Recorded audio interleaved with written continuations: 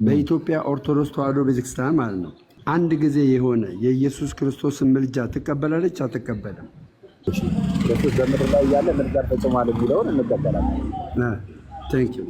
ያ ምልጃ ያኛው አሁን በአንድ ጊዜ የዛሬ 2020 ዓመት የተፈጸመው አንድ ጊዜ የተፈጸመው ምልጃ ምድር ላይ ያለ የተደረገው ምልጃ አሁን ላይ በጨለማ ላሉት ለመዳን ይሆንላቸዋል አይሆንላቸውም? ይሆንላቸዋል። ለምን አይሆንላቸው? መስዋዕቱ ጨርሻለሁ። ያቀረበው ምልጃ ያቀረበው መስዋዕት እስካሁን ድረስ የሚሰራ ግን አሁንም ድረስ ግን እየማለደ ይኖራል። አሁን ድረስ መስዋዕት እያቀረበ ይኖራል። አንልም ነው እንጂ እንደዛ ብለን ይኸው ያለው ነገር ምንድን ነው? በወንጌላውያን አማኞች የቃላት ልዩነት ከሆነ አሁንም የቃላት አያስፈልግም። የቃላት ልዩነት ከሆነ ጭቅጭቅ አያስፈልግም።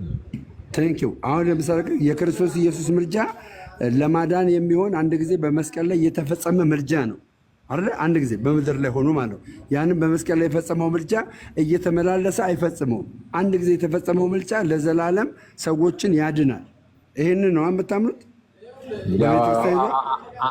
አሁንም ላይ እየማለደ ይኖራል።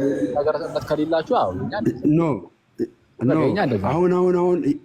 አሁን ይማልዳል አይደለም፣ አንድ ይፈጽመዋል ነው። እኛ የምንለው ክርስቶስ በምድር ላይ ያለ ወደ አባቱ ምልጃን አቅርቧል፣ ጸሎትና ምልጃን አቅርቧል። ሊቀ ካህናት እንደመሆኑ ዮሐንስ ወንጌል ምዕራፍ 17 ላይ ያቀረበው ምልጃ አለ፣ ጸሎት አለ። በመስቀል ላይ ሰው ሁላችን ቤዛው፣ በመስቀል ላይ ደግሞ ሰው ሁላችን ምትክ ሆኖ ራሱን አሳልፎ ሰጠ። ስለዚህ የክርስቶስ ምልጃው ዝም ብሎ ምልጃ ሳይሆን ከደም ጋር ይሆን ይችላል። ፓወርፉል የሆነ ምልጃን አቅርቦልናል ስለ ሁላችን። ይህ ምንም መጽሐፍ ቅዱሳችን ላይ በግልጽ ነገር ተነግሯል። ልክ እንደ ቅዱሳን ያለ ምልጃ ግን አይደለም። ይለያል። የእሱ ከደም ጋር የሆነ ነው፣ የቤዛነቱ አካል እርሱ አንድ ላይ ሆኖ እስከ ዓለም ፍጻሜ ይሰራል። በጣም ግልጽ ያለው